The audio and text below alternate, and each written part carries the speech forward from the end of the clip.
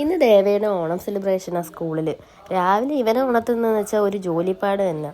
എത്ര നേരം വേണമെങ്കിലും രാത്രി ഇരിക്കും. എന്നാൽ രാവിലെ അവനെ വിളിച്ചുണർത്തുകയെന്ന് വെച്ചാൽ എൻ്റെ പൊന്നോ, അവനങ്ങ് ഇരുന്ന് കളിയാണ്. കുറച്ച് നേരം ടി വി കാണണമെങ്കിൽ കുറച്ച് നേരം കളിക്കണം. ഇത് രണ്ടും കഴിഞ്ഞാലേ സ്കൂളിൽ പോകാൻ റെഡിയാവും. അങ്ങനെ എങ്ങനെയെങ്കിലുമൊക്കെ ഞാൻ സോപ്പിട്ട് കുളിപ്പിച്ചിട്ട് കുറച്ച് നേരം ടി വി കാണണമെന്ന് പറഞ്ഞപ്പോൾ ഞാൻ സമ്മതിച്ചില്ല. അതിൻ്റെ ദേഷ്യം കേട്ടോ മുഖത്ത്. ഒന്ന് ചിരിക്കാൻ പറഞ്ഞിട്ട് പോലും ചിരിക്കാതിരിക്കുന്നത്. പിന്നെ ആശാൻ ഈ മുണ്ടുടുക്കുന്നതിനോട് അത്ര താല്പര്യമില്ല. കാരണം ഓടാൻ പറ്റത്തില്ലല്ലോ, അതിൻ്റെ ഗൗരവം എൻ്റെ മുഖത്തുണ്ട്. അങ്ങനെ ഞാൻ പറഞ്ഞു, കുറച്ച് നേരമല്ലേ അമ്മ ഉച്ചയ്ക്ക് വിളിക്കാൻ വരുമ്പോൾ പാൻറ്റ് കൊണ്ടുവരാം എന്ന് പറഞ്ഞു. അങ്ങനെ ഒന്ന് സമാധാനിപ്പിച്ച് നിർത്തിയിരിക്കുക. അതിനാണ് ഇടയ്ക്കിടയ്ക്ക് പറയുന്നത്, എനിക്ക് പാൻറ്റ് കൊണ്ടുവരണേന്ന്. പിന്നെ പിള്ളേരല്ലേ, കുറച്ച് നേരമൊക്കെ ഇല്ലേ ഇതോടത്തോണ്ട് നിൽക്കാൻ പറ്റും, ചൂടും. അങ്ങനെ എന്തായാലും എങ്ങനെയും ഞാൻ സോപ്പിട്ട് ഈ മുണ്ടും ജുബയൊക്കെ ഇടിയിപ്പിച്ചു. സുന്ദരനാണെന്ന് ചോദിച്ചാലാട്ടോ ആ ചിരി. ദേവയ്ക്ക് ഇപ്പോൾ ഈ പെർഫ്യൂം ബ്രാൻഡ് തുടങ്ങിയിട്ടുണ്ട് കേട്ടോ. കാരണം വേറൊന്നുമില്ല, ഈ വെസ്റ്റ് സൈഡിലും ട്രെൻഡ്സിലും ഒക്കെ പോകുമ്പോൾ ഫ്രീ ആയിട്ട് എടുത്ത് വെച്ച് ഞങ്ങൾ തന്നെ അടിച്ച് ശീലിപ്പിച്ചാണ് കേട്ടോ. അങ്ങനെ അടിച്ചടിച്ച് ഇപ്പോൾ അവനും അതിൻ്റെ ഒരു ക്രേസ് കിട്ടിയിട്ടുണ്ട്.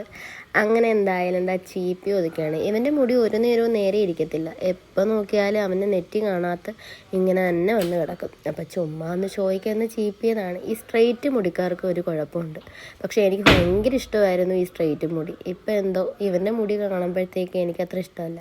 ഞാൻ മുടി ചീപ്പിയിട്ട് കൊള്ളാമെന്നും പറഞ്ഞ് പപ്പയടുത്ത് പോയി കിടന്ന് മുടി ചീപ്പുന്നത്. പപ്പയാണെങ്കിൽ ഭയങ്കര സ്റ്റൈലിലടുത്ത് ചീപ്പുമാണ്. വിജയ് ആണെന്ന് പറഞ്ഞപ്പോഴാണ് ആ മുഖത്തെ ചിരി. ഇത്രയും നേരം ചിരിച്ചില്ല കേട്ടോ. ടി വി കാണിട്ട് കൊടുക്കാത്തതിൻ്റെ ദേഷ്യമാണ്. അങ്ങനെ മുഖസൗന്ദര്യമൊക്കെ കണ്ണാടി നോക്കി കൊള്ളാവോ എന്നൊക്കെ ചോദിച്ചു ഓക്കെ ഒക്കെ പറഞ്ഞു. അങ്ങനെ എന്തായാലും അവൻ്റെ മേക്കപ്പും ഹെയർ സ്റ്റൈലും ഒക്കെ കഴിഞ്ഞ് ഇറങ്ങുവാണ്. അപ്പം ഞാൻ പറഞ്ഞു, ദേവ 2-3 ഫോട്ടോ എടുക്കാം, വാ നമുക്ക് പുറത്ത് പോയിക്കാന്ന്. പക്ഷെ ആൾക്ക് ഒരു മൂഡും ഇല്ലാതെ ദേഷിച്ച് നിൽക്കുവാണ്. ഇവനെ ഇനി എന്തോ ചെയ്ത് സോപ്പിടുമെന്ന് ഞാൻ ആലോചിച്ചിട്ട് ഒരു പിടിയുമില്ല, ചിരിക്കത്തുമില്ല. കാട്ടിക്കൂട്ടിയുള്ള ചിരിയാണ്. ആ മുണ്ടൊക്കെ പിടിച്ച് നിൽക്കാൻ പറഞ്ഞപ്പോൾ വെറുതെ നിൽക്കുക, ചിരിക്കത്തേയില്ല. എന്തോത്തിനാണ് ദേഷ്യമെന്നുള്ളത് ഇപ്പോൾ എല്ലാവർക്കും പിടികിട്ടി കാണുമല്ലോ. ഇപ്പോൾ അച്ചായുടെ സ്ഥിരം ഡ്യൂട്ടിയായി വന്നിരിക്കുകയാണ്. അച്ഛൻ ഗൾഫിൽ നിന്ന് വന്നിട്ട് ചെറിയൊരു പണി കൊടുക്കണ്ടേ.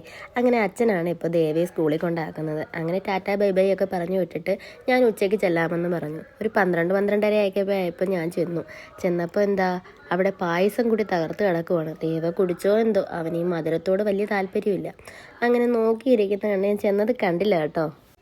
എന്നെ പെട്ടെന്ന് കണ്ടതും അമ്മയോട് ഭയങ്കര സ്നേഹവും പപ്പയോട് ഭയങ്കര വാത്സല്യവും. അങ്ങനെ ഞാൻ പറഞ്ഞു, നീ വാ നമുക്ക് 2 ഫോട്ടോയൊക്കെ എടുക്കാം. അങ്ങനെ അത്തപ്പൂവിൻ്റെ അടുത്ത് നിന്ന് ആക്ഷനൊക്കെ കാണിച്ചു കേട്ടോ. ഞാൻ പറഞ്ഞതുപോലെയൊക്കെ ചെയ്തു തന്നു. അങ്ങനെ ഇപ്പം അതിനൊക്കെ മിടുക്കനാണ്. എന്തോ സ്കൂളിൽ വന്നപ്പോൾ സ്വഭാവം മാറി. അങ്ങനെ അവരുടെ സെലിബ്രേഷൻ്റെ ഏറ്റവും ലാസ്റ്റ് ഒരു പരിപാടി ഫോട്ടോഷൂട്ടാണ്. അങ്ങനെ ഇവരെ എല്ലാം പിടിച്ചു നിർത്തുന്നത് ടീച്ചേഴ്സിന് വലിയൊരു തലവേദന തന്നെയാണ്. ഒരാളെ ഇങ്ങോട്ട് നിർത്തുമ്പോൾ ഒരാളെ അങ്ങോട്ടും. ദേവയ്ക്ക് നല്ല ഉറക്കം വരുന്നുണ്ട് കേട്ടോ. രാവിലെ തന്നെ ഞാൻ വിളിച്ചുണർത്തിയല്ലേ. അപ്പോൾ അതിൻ്റെ ഒരു ദേഷ്യമുണ്ട്. ആശാൻ കുറേ നേരമായി അങ്ങോട്ടും ഇങ്ങോട്ടും നോക്കുന്നുണ്ട്. കുഞ്ഞു പിള്ളേരുടെ ആദ്യം എടുത്ത് കഴിഞ്ഞു. അടുത്ത സെക്ഷൻ LKG-കാരുടെയാണ്. അങ്ങനെ നിരത്തി നിർത്തിയിരിക്കുകയാണ്.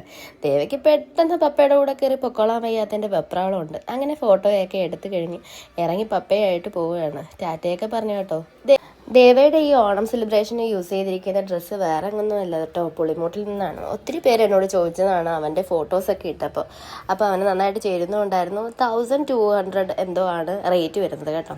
അങ്ങനെ ടാറ്റാ ബൈ ബൈ ഒക്കെ പറഞ്ഞ് ദേവയുടെ ഓണം സെലിബ്രേഷൻ ഇവിടെ തീർന്നു. ബായ്.